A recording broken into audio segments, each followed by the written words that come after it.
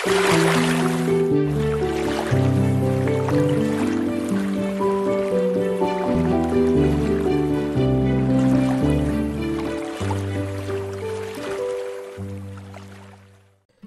বন্ধুরা, welcome to another episode of Rahul's world. আজকে আমি এই ভিডিওতে কথা বলতে চলেছি লাইভ বেয়ারার যে সকল ফিশ হয়, মলি, গাপ্পি, প্ল্যাটি, শোরটেল, গ্যাম্বুসিয়া, এইরকম যত ধরনের লাইভ বেয়ারিং যে ফিশ বা লাইভ বেয়ারার যে সকল ফিশ হয়, এই সকল মাছেদের যখনই আমি ভিডিও বানাই আমার কাছে একটা কমন কোশ্চেন আছে। সেটা হচ্ছে কি করে বুঝবো আমার মাছ বাচ্চা দেবে কি দেবে না।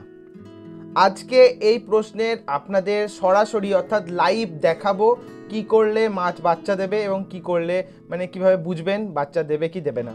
প্রথম জিনিস যে আইডেন্টিফাই করার জন্য মেন যেটা জিনিস সেটা হচ্ছে যে মলি মাছ বা গাপ্পি মাছ বা যেই মাছই হোক লাইভ বেয়ারার বাচ্চা দেবে কি দেবে না সেটা হচ্ছে তাদের গ্রাভাইট স্পট এবং তাদের অ্যাপিয়ারেন্স।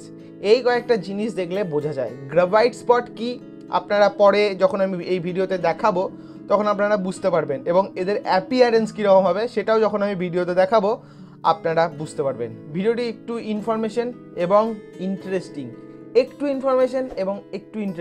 হতে চলেছে, তাই ভিডিওটিকে এটা লাইক করুন, নতুন হলে সাবস্ক্রাইব করতে একদম মিস করবেন না।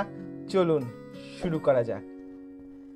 তো বন্ধুরা, আপনারা এই ভিডিওতে যেটা দেখছেন, ভিডিওতে দেখুন আমি এখানে আমার একটা ব্রিডিং সেট আপের কাছে এসেছি। এই ব্রিডিং সেট আপে আপনারা যেটা দেখছেন এখানে একটা গাপ্পি মাছ আছে। এবার যেটা প্রথমে বলছিলাম অ্যাপিয়ারেন্সটা ভালোভাবে দেখুন।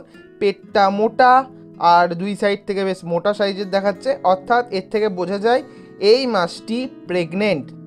এবার মাছটি প্রেগনেন্ট সেটা বুঝলাম, মাছটি বাচ্চা দেবে কি দেবে না সেটা কি করে বুঝবো, তার জন্য আমি এটাকে হাতে ধরেছি। আপনাদের বলে রাখি, মাছকে কখনোই কোনো প্রেগনেন্ট মাছকে এভাবে হাতে ধরবেন না।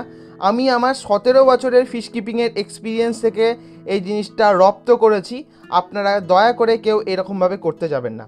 তো এখানে আপনাদের দেখাই, দেখুন আপনারা যখনই এই ভালোভাবে এটাকে দেখতে পাচ্ছেন, মাছটাকে দেখতে পাচ্ছেন, সেখানে আপনারা স্পষ্টই দেখতে পাবেন যে মাছের পেটের অ্যাপিয়ারেন্সটা আপনারা ভালোভাবেই বুঝতে পারবেন।